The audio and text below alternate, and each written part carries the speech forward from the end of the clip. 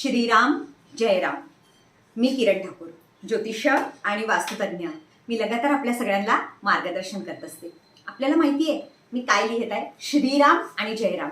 आणि रोज आपण असं श्रीराम जयराम का लिहायला पाहिजे आणि याचं काय महत्त्व आहे. येणाऱ्या रामनवमीला आपण असं काय करायला पाहिजे की आपल्या जीवनामधले जी पण ग्रहदशा असेल त्या पण शांत होतील, आपल्या मनाला सुद्धा चांगलं वाटेल आणि आपल्याला सकारात्मकता कशा प्रकारे मिळणार आहे.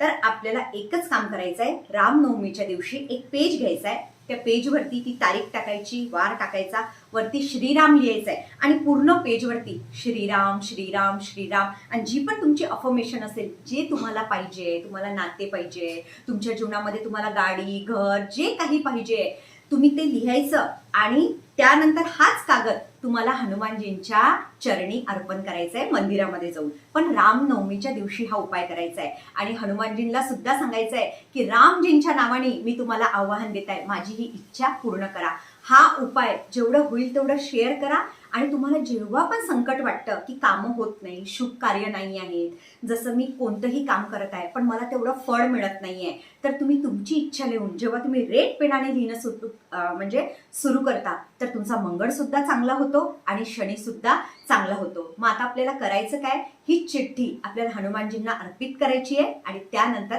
चमत्कार बघा.